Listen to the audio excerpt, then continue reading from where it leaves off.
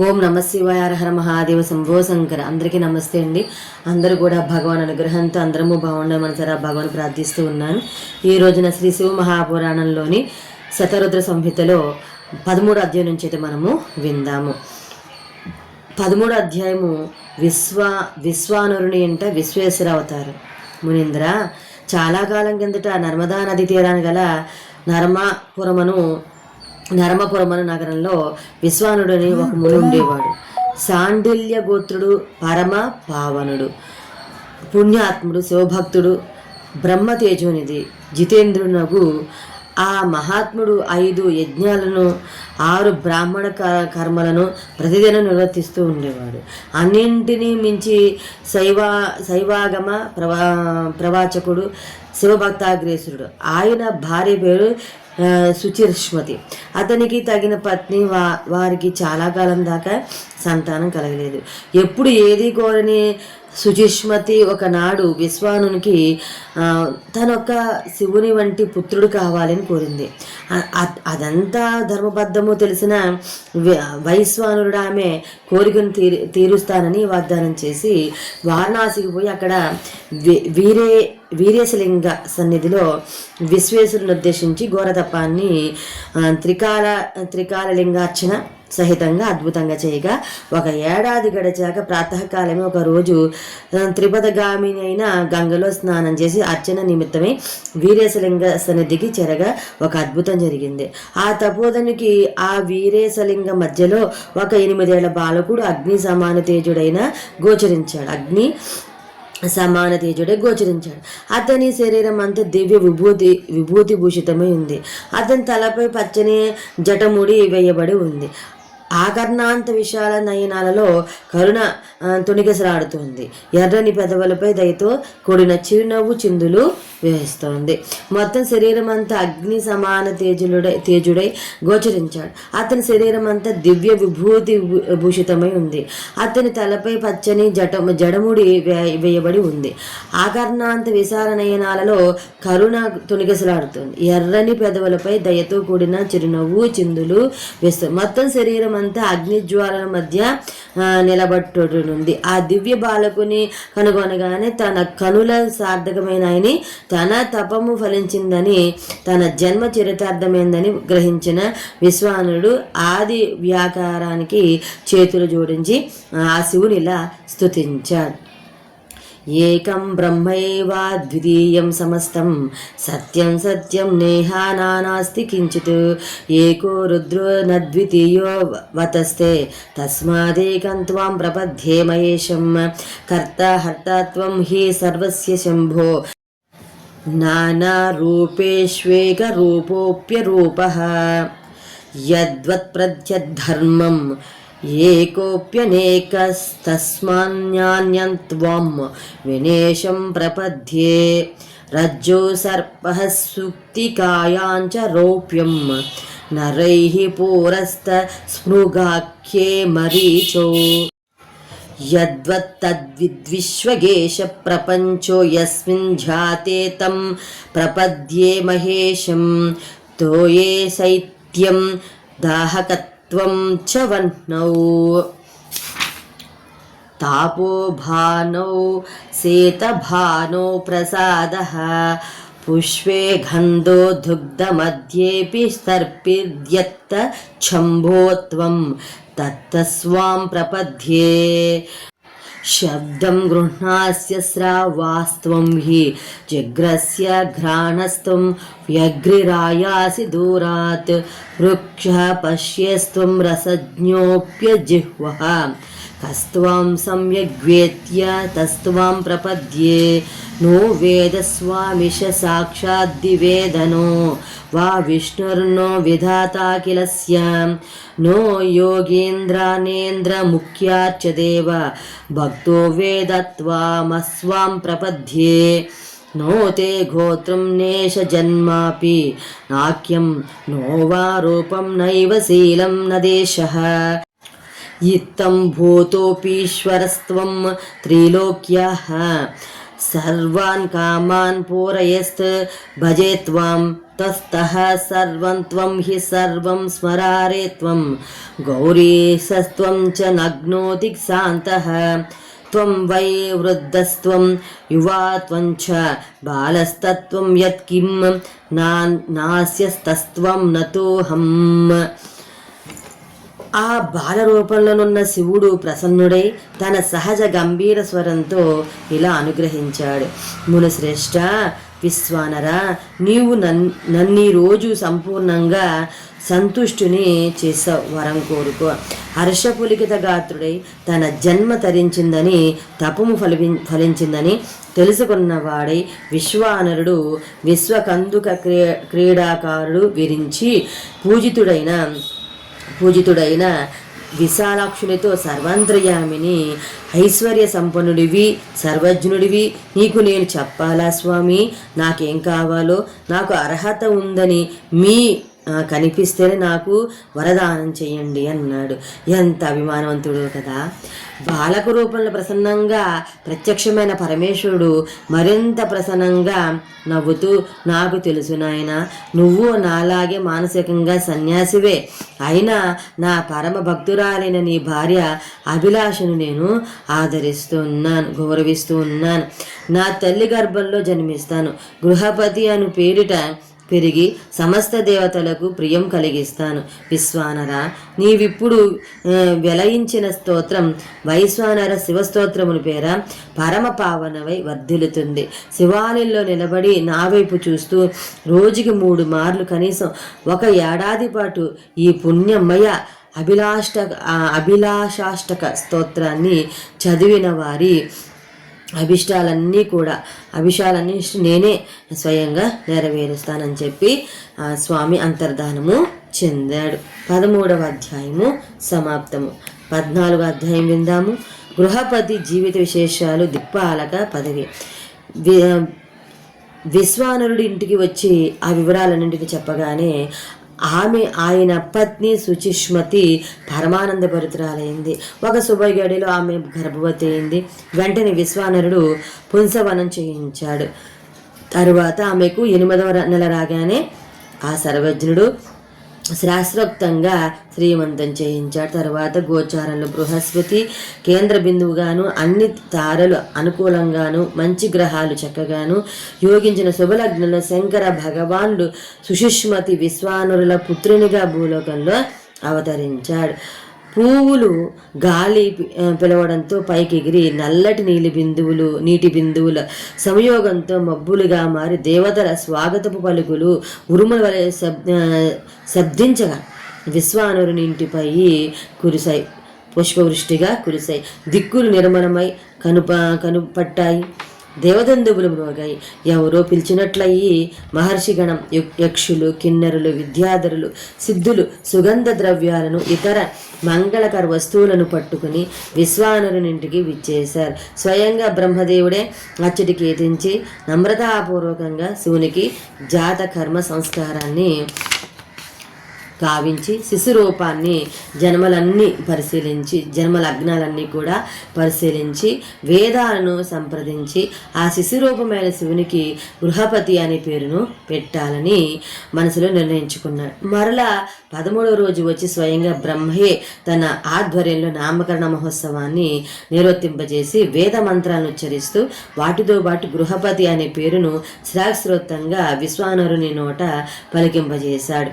అనంతరం దినదిన ప్రవర్ధమానగుచున్న ఆ బాలకునికి బ్రాహ్మణులు సమయానికి తగిన సంస్కారాన్ని చేసి వేదాధ్యయనానికి వేళమైనప్పుడు అతని చేత వేదం చదివించారు.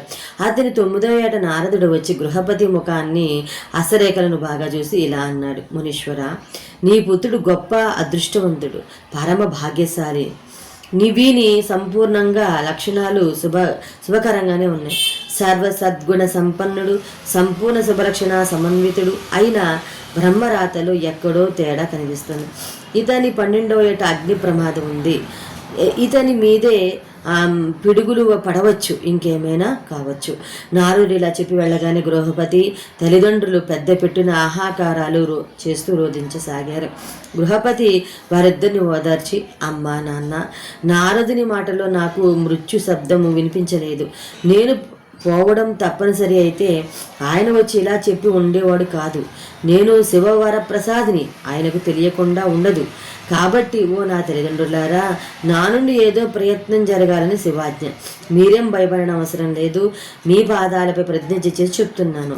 మీలాంటి సత్పురుషులు ఉత్తమ సతులకు సర్వకాములను తీర్చువాడు సర్వజ్ఞుడు మృత్యుంజయునకు పరమశివుని ఆరాధన ద్వారా మెప్పించి అకాల జయంత్వాన్ని వరంగా పొంది మీ వద్దకు వస్తానని చెప్పి వారికి నమస్కారం చేసి ప్రదక్షిణలను కూడా ఆచరించి బయలుదేరాడు.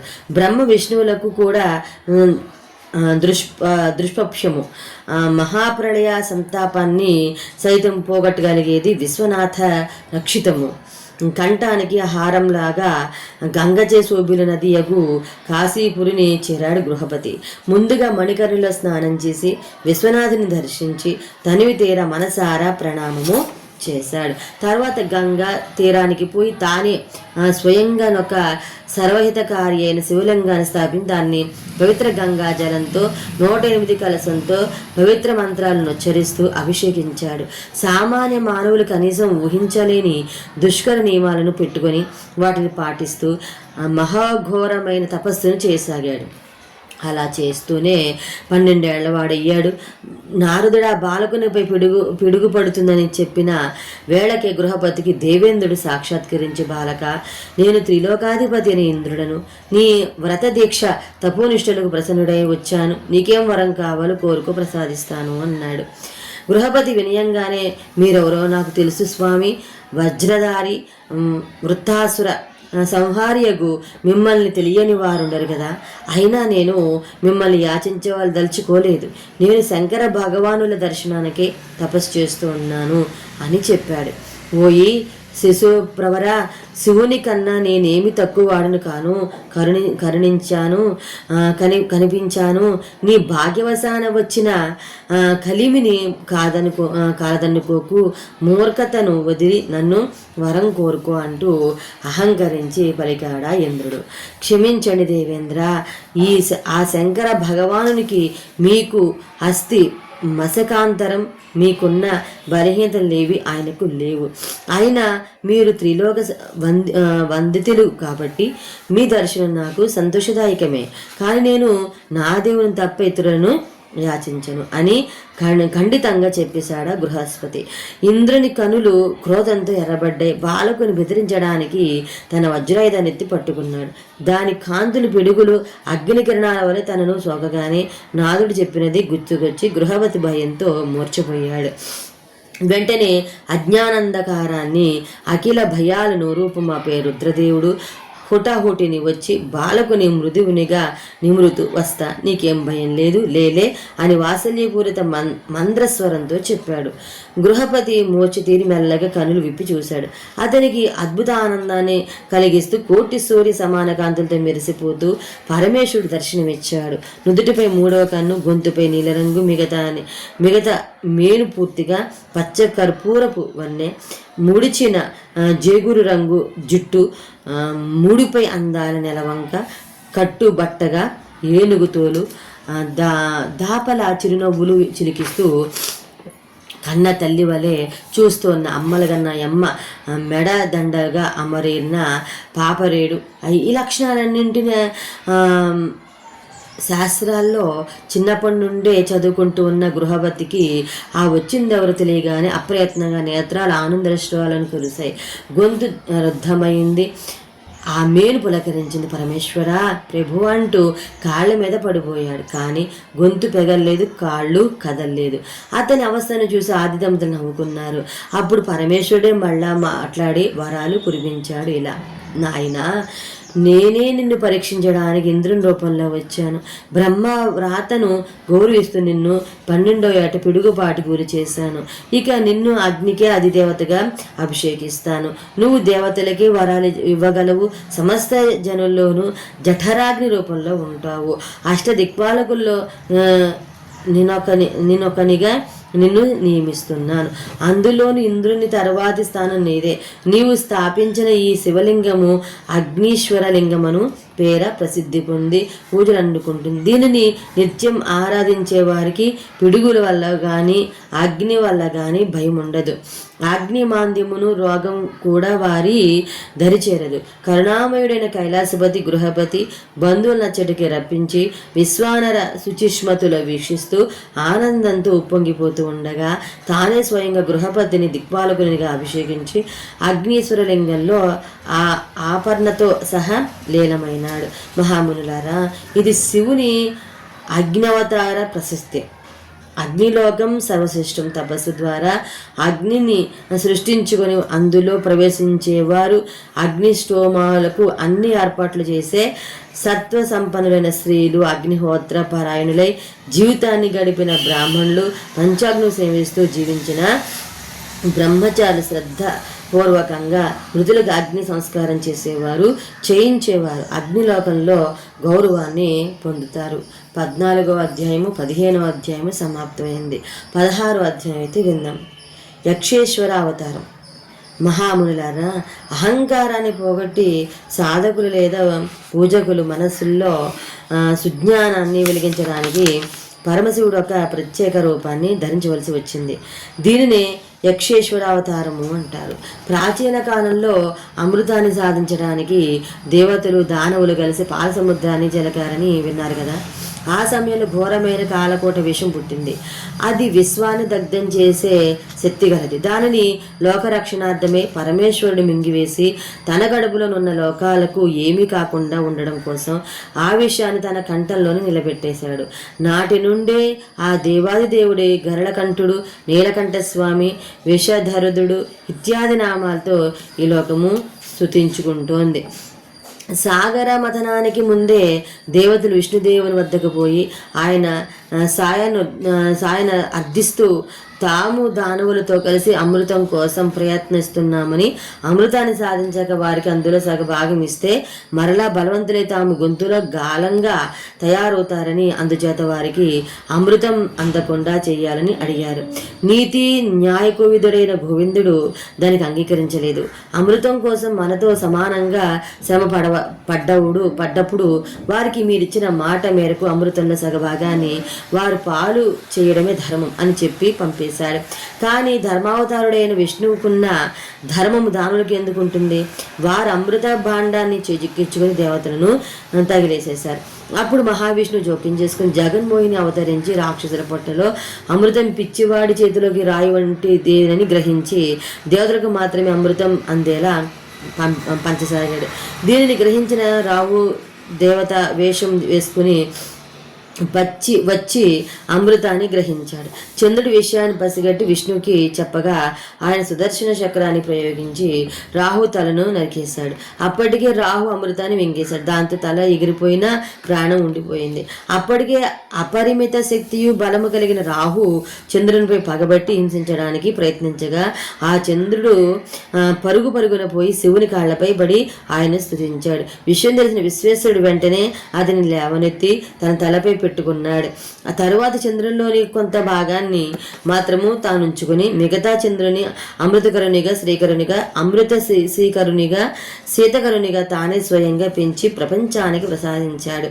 నాటి నుండి శంకర భగవానుడు చంద్రమౌళీశ్వరుడుగా నెలతాల్పులుగా వినతికెక్కాడు. చంద్రుని తరుముతూ వచ్చిన రాహు కూడా శివుని కాళ్ళపై పడి స్తుతించాడు. కరుణావలయుడైన కైలాసనాథుడు వాణిని కూడా దయచూచి హరి నరికిన తలను బదులుగా తానే ఒక శిరస్సును సృష్టించి రాహుకి అమర్చాడు. ఈ విధంగా శివకేశవుల కృప వల్ల దేవతలకు అమృతం లభించింది. దానవులతోటి సంగ్రామాల్లో విజయము వరించింది. అహంకారం విజృంభించి లోకపాలకులకు అహంకారం ఉండడం మంచిది కాదు. దానివల్ల లోకులు ఇబ్బందులు పాలవుతారు. అందుచేత వారిని అహంకారోగం నుండి కాపాడడానికి పరమ శివుడు యక్షేశ్వర అవతారాన్ని ధరించాడు. దేవతలంతా విజయోత్సవానికి ఒక చోటు కూడి ఉండగా పరమేశ్వరుడు ఒక యక్షుని రూపంలో వచ్చి వారికి ఎదురుగా నిలబడ్డాడు. దేవతలారా, ఏదైనా పూజా కార్యక్రమాన్ని తలపెట్టారా? ఇంతమంది ఇక్కడెందుకు చేరారు అని అడిగారు. నేను త్రిలోకాధిపతిని, సర్వలోక పూజనీయుడను. నేను ఒకరిని పూజించటేమే జగజ్జేతలం విశ్వ విజేతలం, మాకెదురు లేదు, మమ్మే అందరూ పూజించాలి అన్నాడా ఇంద్రుడు. తప్పు దేవేంద్ర, విశ్వ విజేతలు గాని సర్వ పూజ్యులు గాని మీరెవ్వరూ కారు. అహంకారం ఎవరినైనా నాశనం చేయగలదు. మీరు ధర్మాన్ని కాపాడాలి, దాన్నే పెంచి పోషించాలి, గర్వాన్ని కాదు. మీరెంత గొప్పవారు చూద్దాం. నా మీద ఆయుధ ప్రయోగము చేసేద్దామనంత క్రోధావిష్టుడై ఉన్నారు కదా, ఆ పని తర్వాత చేదురు కానీ నా ఎదుట ఏపుగా పెరిగి ఉన్న ఈ గడ్డి పరికను నరకండి, తర్వాత నాపై బల ప్రయోగం చేయవచ్చును అన్నారు యక్షరూపంలో ఉన్న శివుడు. ఆశ్చర్యపోతున్న ఆ గడ్డి పరకను నరకను ప్రయత్నించారు దేవతలు. చివరికి ఇంద్రుని వజ్రాయుధం కూడా ఆ పరికను నరకలేకపోయింది. ఆశ్చర్య గర్వస్థానంలో భయం చోటు చేసుకుని దేవతలకు. అప్పుడు అశరీరవాణి ఇలా పలికింది, ఓ దేవతలారా, ఈ యక్షుడు సాక్షాత్తు శివుడే గాని సామాన్యుడు కాదు. ఆయన మీ అహంకారాన్ని అనచడానికి ఈలను కవ్వించాడు. ఆయనను శరుడు వేయండి. వెంటనే దేవతలంతా నేలపై సాగిలబడి ఆయన పాదాలకు మ్రొక్కారు. స్వామి, నీ దయలేందే మాకు ఏది సాధ్యం కాదు. ఇదంతా మా గొప్పయేనని కొని గర్వపడ్డం కానీ ధర్మరక్షణ కోసం నీవే మమ్ము ఆయుధాలను చేసి మాకు విజేతలనే పేరుని ప్రసాదించావని స్తుతించారు. శివుడు ప్రసన్నుడి వారందరిని ఆశ్వరించి అంతర్ధానము చెందాడు. మునీంద్ర, ఇది యక్షేశ్వర అవతార కథ అని ఆయా కాలాల శివపురాణ ప్రవాచకులు నందీశ్వరుడు, బ్రహ్మసూత భగవానులు చెప్పి ఉన్నారన్నమాట. 16వ అధ్యాయము సమాప్తము. తర్వాత 17 అధ్యాయం విందాము. మహాకాలాది 10 అవతారాలు, 11 రుద్రావతారాల గురించి అయితే విందాం. మహాత్మా శివుని ఉపాసనాకాండలో ఆయన స్త్రీ శక్తులతో సహా అవతరించి ఉపాసకులకు సుఖభోగాలతో సహా ముక్తిని కూడా ప్రసాదిస్తాడని విన్నాం. దయచేసి వాటిని పేర్కొండి అని అడిగారు శ్రోతులు. చెప్పసాగారు ప్రవాచకులు. అవతారం పేరేంటంటే మహాకాల, స్త్రీ శక్తి ఏంటంటే మహాకాళి. తార అంటే ఇక్కడ అవతారం పేరు చెప్తున్నాను, తర్వాత స్త్రీ శక్తి పేరు చెప్తున్నాను. మహాకాళి, తారాదేవి, భువనేశ, భువనేశ్వరి, షోడశ శ్రీ విద్యేశ, షోడశి శ్రీ విద్య, భైరవి, చిన్మస్తక, చిన్నమస్త, ధూమనవాన్, ధూమావతి, బకముఖి, మాతంగి, కమల. మునీంద్ర, తంత్రశాస్త్రంలో ఈ ఉపాసన సర్వశ్రేష్టమని చెప్పబడింది. ఈ ఉపాసనకు జాతి భేదం లేదు. శూద్రులు కూడా శివోపాసన చేసి ధన్యులు అయినారు. ఇక శంకర భగవానుని ఏకాదశ అవతారాలు అయితే గురించి మనం విందాం. ప్రాచీన కాలంలో దేవతలు ఒకప్పుడు దానవుల చేతిలో పరాజయం పాలై అమరావతిని కోల్పోయి నిలువ నీడలేక తమ తండ్రి అయిన కశ్యప మహర్షి వద్దకు పోయి తమకు ఏదో దారి చూపించమని అడిగారు. మీరిక్కడే విశ్రాంతి తీసుకోండి, నేను కాశీకి వెళ్ళొస్తానని చెప్పి కశ్యప మహర్షి ఆ పుణ్య నగరికి పోయి గంగా స్నానం చేసి శాస్త్రోక్తంగా అక్కడ ఉమాసహితుడైన సర్వేశ్వరుడు సదాశివుని అర్చించాడు. తర్వాత తానే స్వయంగా ఒక శివలింగాన్ని స్థాపించి దేవహితార్థమై ప్రసన్నంగా శివుని ఉద్దేశించి ఘోరతపాన్ని చేశాడు. పరమశివుడు ప్రసన్నుడే కశ్యపుని కటాక్షించి దేవతలను యుద్ధానికి బయలుదేరమని చెప్పండి మహర్షి, నేను స్వయంగా ఏకాదశ రుద్ర రూపుణ్ణై వచ్చి దైత్య సంహారం చేస్తానని చెప్పాడు. కశ్యపుడు వెనుకకు వచ్చేసరికి కశ్యపుని ఇంట గల సురభి గర్భంలో పరమేశ్వరుడు ప్రవేశించి ఉన్నాడు. ఆ మహాముని ఆశీర్వాదంతో సురభి 11 రుద్రులను ప్రసవించింది. వారు క్షణంలోనే పెరిగి పెద్దవారే పరమశివుని ఆకారంలోనే స్వల్ప భేదాలతో ఎరిగి సింహనాదము చేశారు. తన ఇంట పుట్టిన రుద్రులకు కశ్యపుడే ఇలా నామకరణం చేశాడు. వారు క్రమంగా కపాలి, పింగళ, భీమ, విరూపాక్ష, విలోహిత, శాస్త్ర, అజపాద, అహిర్బుద్ని, శంభు, చండ, భవ, అజపాద, అహిర్బుద్ని, శంభు, చండ, భవ నామాలతో కష్టాల పాలైన జనులకు కల్పతరువై వర్ధిల్లాడు. వీరు సంగ్రామంలో దేవతల పక్షాన పోరాడి రాక్షసులను సంహరించారు. 17వ 18వ అధ్యాయాలు సమాప్తం. 19వ అధ్యాయం అయితే విందాము. దుర్వాస హనుమద్ అవతారాలు. సనత్ కుమారదేవ, నారద, సౌనకాది మహామునులారా, ధర్మావలంబులను సదా రక్షించే ధర్మావతారుడు సదాశివుడే దుర్వాస మహనీయునిగా కూడా అవతరించాడు. ఒకప్పుడు మహాసాధ్వి అనసూయపతియు బ్రహ్మవేత్తయు తపస్వియు అయిన అత్రి మహర్షి పత్ని సమేతుడై పుత్ర సంతతి కోసం రుక్షుకుల పర్వతంపై త్రిమూర్తులను ఉద్దేశించి బ్రహ్మాండమైన తపస్సు చేశాడు. కొంతకాలానికి వారి అనగా అనసూయాత్రుల తపస్సుకి మెచ్చి బ్రహ్మ విష్ణు మహేశ్వరులు ప్రత్యక్షమై, మాతాపితరారా, మీరు పుత్ర సంతానం కోసం తపస్సు చేశారు. మీరు పవిత్రాత్ములు, స్వార్థరహితులు కనుక మీకు పుత్రులమే జన్మించి త్రిలోక విఖ్యాతులమే యశస్సును ఇనుమడిస్తామని వరమిచ్చి వెళ్ళిపోయారు. తరువాత కొద్ది కాలానికి బ్రహ్మ అమృత కిరణులైన చంద్రునిగాను, విష్ణువు శ్రేష్టమైన సన్యాస పద్ధతికి ఆద్యుడైన దత్తాత్రుడిగాను, పరమేశ్వరుడు మునిప్రవరుడైన దుర్వాస మహర్షిగాను అనసూయ గర్భాన జనించి దినదిన ప్రబద్ధమానుడై త్రైలోక్య ప్రాశస్యాన్ని ఘటించాడు. దుర్వాసాస అవతారంలో పరమేశ్వరుడు చాలా మందిని కఠినంగా పరీక్షించి ఎంతో మందిని శపించి శాపాయుధుడు అనే పేరును తెచ్చుకున్నాడు. ఈ లీలావతార లీలలకు మూల కారణం ఏంటంటే, ఈ మహాత్మను పరీక్షించడానికి, కొందరు మహనీయులను శపించడానికి శివుడికి తప్ప ఇంకెవ్వరికి ఆ పనికి చాలిన శక్తి సామర్థ్యం లేకపోవడమే. వంశరాజులైన అంబరీషుడు సప్తద్వీప సమేతంగా మొత్తం ధరిత్రిని ప్రజారంజకంగా పరిపాలిస్తూనే ఉండేవాడు. ఆయన గొప్ప విష్ణు భక్తుడైన శైవమార్గీయులను కూడా శ్రీ వైష్ణవులతో సమానంగానే అభిమానించేవాడు, గౌరవించేవాడు. ఆయన ఏకాదశి ఉపవాసాన్ని బహునిష్ఠగా చేసేవాడు. ద్వాదశి నాటి మధ్యాహ్నం కానీ ఆ తిథి ముగిసే సమయానికి కానీ భోజనం చేయాలి. అలా చేయకుండా ఆ రోజు కూడా అన్నం తినకుండా ఉండిపోతే ఏకాదశి వ్రతఫలం దక్కకపోగా ఆత్మారాముని ఆకలితో హింసించినందుకు పాపం కూడా అంటుకుంటుంది. అందుచేత బ్రహ్మర్షులు మహామునులు కూడా ద్వాదశ పారాయణ అనే పేరుతో భోజనం చేస్తారు.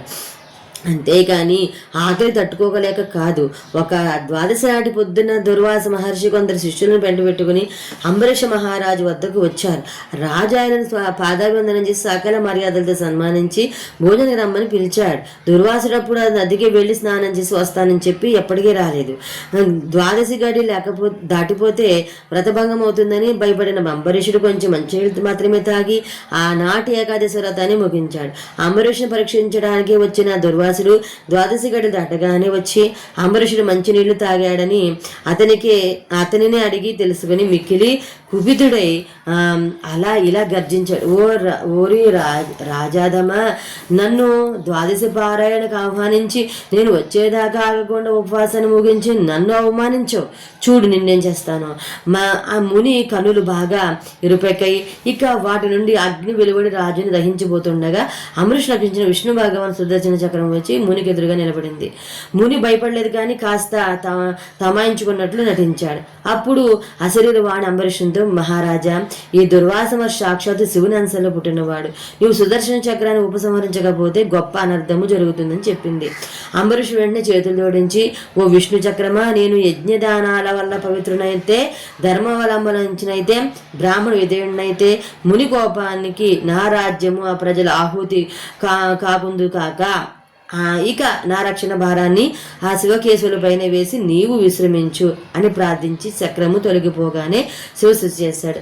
అతని ధర్మశీలతలకు స్వంత ప్రాణం కోసం ప్రాకులడానికి వైరాగ్యాన్ని సంతరించిన దుర్వాస మహర్షి రాజును దీవించి అతని ఆతిథ్యాన్ని స్వీకరించి వెళ్ళాడు.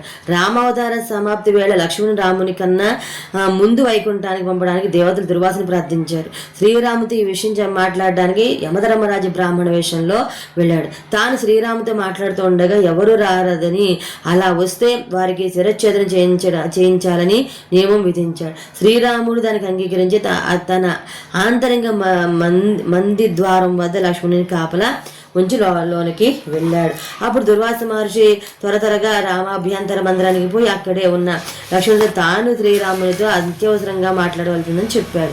లక్ష్మణుడు అంగీకరించకపోవడంతో దుర్వాసుడు అనుగ్రహించి ఇలా పలికాడు: సౌమిత్రి, తపోధనను అవమానించిన రాజుని గాని రాజ్యం గాని మునిగడ సాగించడానికి అర్హులు కావు. నేను రాముణ్ణి అని అతని రాజ్యాన్ని శపిస్తాను. లక్ష్మణుడు అదిరిపడి తన ప్రాణం పోయినా పర్వాలేదని ఎంచి తలుపు తీసుకుని లోనికి వెళ్ళాడు. శ్రీరామునికి మరో దారి లేక శిరచ్ఛేదన బహిష్కరించలే ఒకటేనని బ్రాహ్మణ వేషధారి యముడు ఆదించడంతో లక్ష్మణుడు ప్రవేశించాడు. శ్రీకృష్ణుని కూడా దుర్వాస మహర్షి పరీక్షించాడు. బ్రాహ్మణులను నిత్యం పూజించే ఆ యాదవ రాజపురుషుని వద్దకు పోయి ఏం కావాలో కోరుకోమని ఆయన అడగగానే, వాసుదేవ, నాకు ఎప్పటి నుండో రథం ఎక్కి ఊరేగాలని ఉంది కానీ గుర్రాలు పవిత్రాలు కావు. నన్ను రథం ఎక్కించి నీవు రుక్మిణి ద్వారా అశ్వాల స్థానంలో ఉండి లాగితే సంతోషిస్తాను అన్నాడు.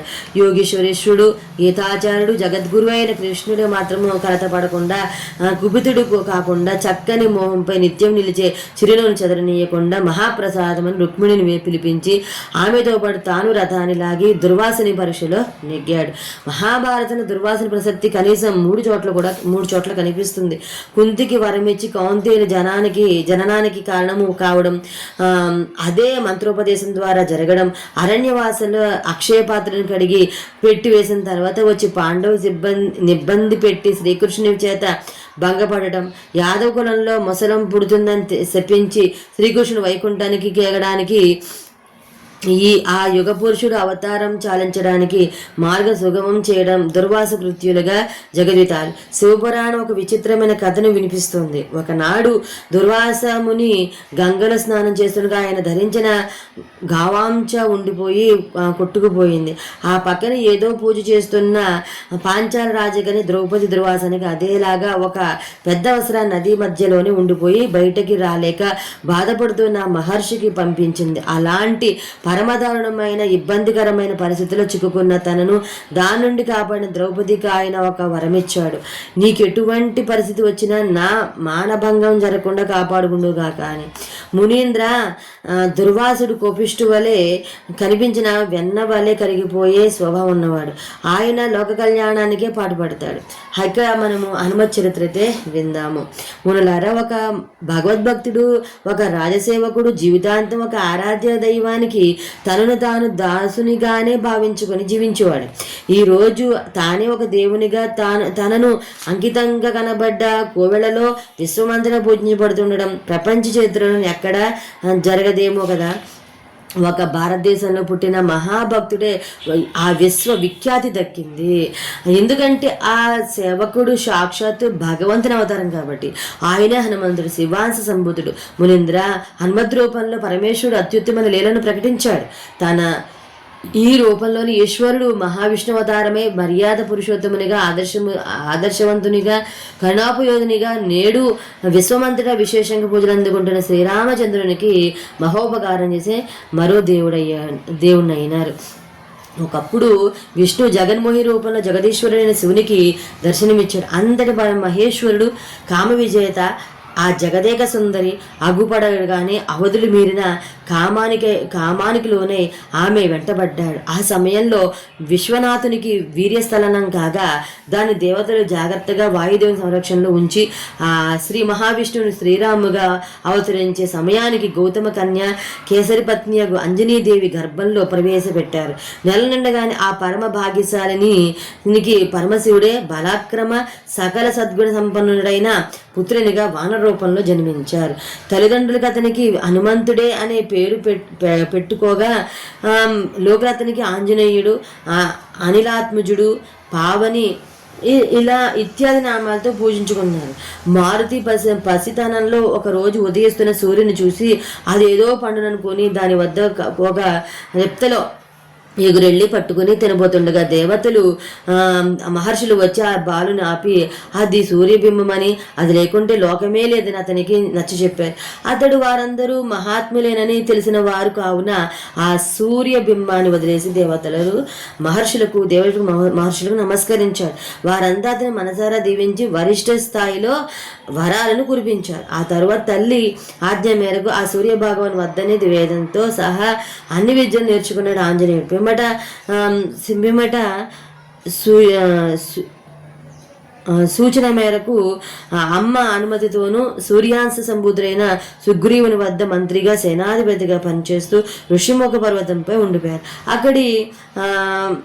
అక్కడి నుండే ముని వేషధారులై ఉండి ధనుర్బాణాలను కూడా ధరించిన అపరిమిత తేజవంతులైన ఇద్దరిని చూసి సుగ్రీవుడు భయపడగా అతనికి ధైర్యం చెప్పి తాను సంస్కృత పండితుడని వేషంలో ఆ రాజకుమారు వద్దకు పోయాడు. అదే తొలిసారి హనుమ తన జీవిత పరమార్థానికి సాకార ప్రియమైన శ్రీరాముని దర్శించడం నాటి నుండి రామావతార పరిసమాప్తి వరకు రాముని తొడిదే లోకంగా ఆయన సేవయ్య తన జన్మ సాఫల్యంగా జీవించాడు ఆంజనేయుడు. మునీంద్ర, రామాయణ గాథను తెలియని వారుండగా ఈ విధంగా కపిశేషుడైన హనుమంతుడు అన్ని విధాల శ్రీరామ కార్యాలనే నిర్వర్తించాడు. నానా ప్రకార లీలను వేయించాడు.